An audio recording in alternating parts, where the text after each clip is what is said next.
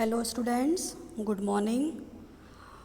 आज हम class 7th की आपकी सहायक बुक से चैप्टर 2 जिसका टॉपिक है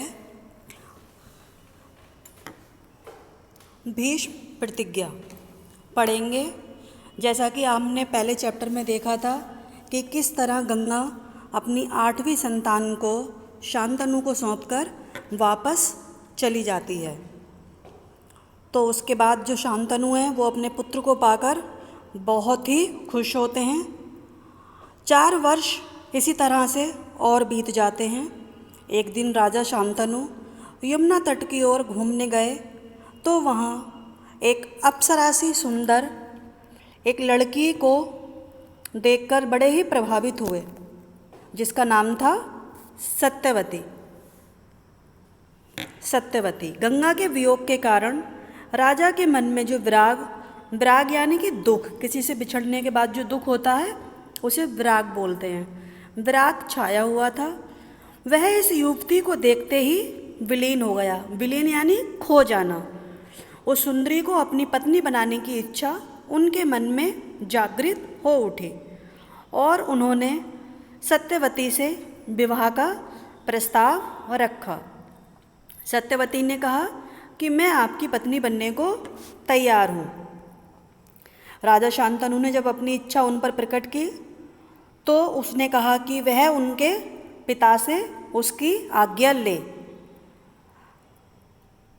सत्यवती के पिता, जो केवटराज के नाम से जाने जाते हैं, उन्होंने राजा से कहा कि मैं आपसे कुछ वचन मांगूंगा, वो आपको मुझे देना पड़ेगा, तभी आप मेरी कन्या से विवाह कर सकते हैं। केवटराज बोले, आपके बाद हस्तिनापुर के राज सिंहासन पर मेरी लड़की का पुत्र बैठेगा। देवव्रत ने देखा कि उसके पिता के मन में कोई ना कोई दुख समाया हुआ है।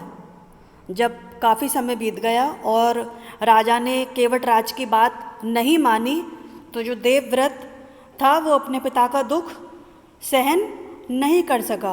एक दिन उसने अपने पिता शांतनु से पूछा, पिताजी, संसार का कोई भी सुख ऐसा नहीं है जो आपको प्राप्त ना हो, फिर भी इधर कुछ दिनों से आप मुझे बहुत दुखी दिखाई दे रहे हैं। आपको किस बात की चिंता है? यद्यपि शांतनु ने गोलमोल बातें बता दी, फिर भी देवव्रत को बात समझते देर न लगी। उन्होंने राजा के सारथी से पूछताछ करके उस दिन केवटराज से यमुना नदी के किनारे जो बातें हुई थी उसका पता लगा लिया। पिताजी के मन की व्यथा जानकर देवव्रत सीधे केवटराज के पास गए और केवटराज से अपने पिता के बारे में उसने बात की। देवव्रत ने कहा, यदि तुम्हारी आपत्ति का कारण यही है कि सारी संपत्ति, सारा राजपाट विवाह के बाद भी आपकी पत्नी, आपकी बेटी की संतान होने के बाद भी मेरा ही रहेगा, तो मैं ऐसा आपको वचन देता हूँ कि मैं राज्य का लोभ नहीं करूँगा। सत्यवती जो केवटराज की पुत्री थी, उसका पुत्र ही मेरे पिता के बाद राजा बनेगा। केवटराज इससे भी संतुष्ट न हुए। उन्होंने और दूर की सोची। बोले, आर्यपुत्र, इस बात का मुझे पूरा भरोसा है कि आप अपने वचन पर अटल रहेंगे, किंतु आपकी संतान से मैं वैसी आशा कैसे रख सकता हूँ? आप जैसे वीर का पुत्र भी तो वीर ही होगा। बहुत संभव है कि वह मेरे नाती से राज्य छीनने का प्रयत्न करे। इसके लिए आपके पास क्या उत्तर है?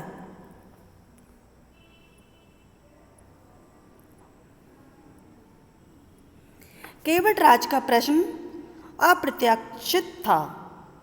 उसने संतुष्ट करने का यही अर्थ था कि देवव्रत इस बात को भी कोई ना कोई प्रमाणित देकर उसे शांत कर दे। इसी उम्मीद से देवव्रत ने गंभीर स्वर में कहा कि मैं आपको जीवन भर विवाह ना करने का वचन देता हूँ। मैं आजन्म ब्रह्मचारी रहूँगा। मेरे संतान ही न होगी तो राजा कौन बनेगा? अब तो आप संतुष्ट हैं? किसी को ऐसा आशा ना थी कि तरुण कुमार ऐसी कठोर प्रतिज्ञा भी कर सकते हैं। देवव्रत ने भयंकर प्रतिज्ञा की थी, इसलिए उसी दिन से उनका नाम ही भीष्म पड़ गया। केवटराज ने सानंद अपनी पुत्री को देवव्रत के साथ विदा कर दिया। सत्यवती से शांतनु के 2 पुत्र हुए। सत्यवती से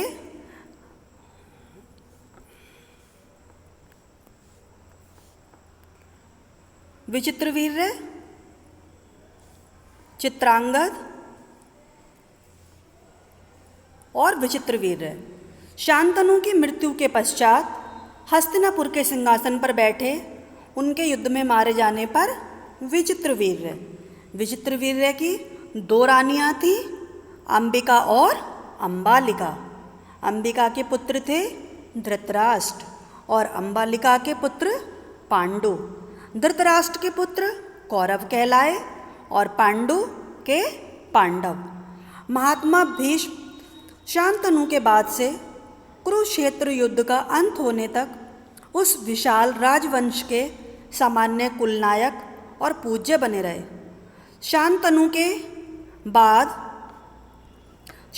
के बाद कुरुवंश का क्रम यह रहा।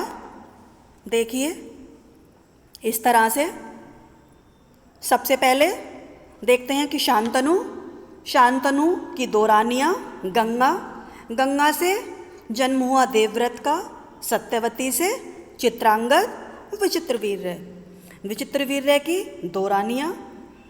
पहली रानी अंबिका से धृतराष्ट्र और धृतराष्ट्र से जो उनके पुत्र हुए वो कौरव कहलाए।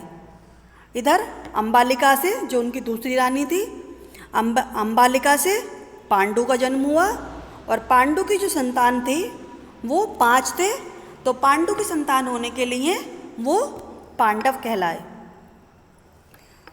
Thank you class.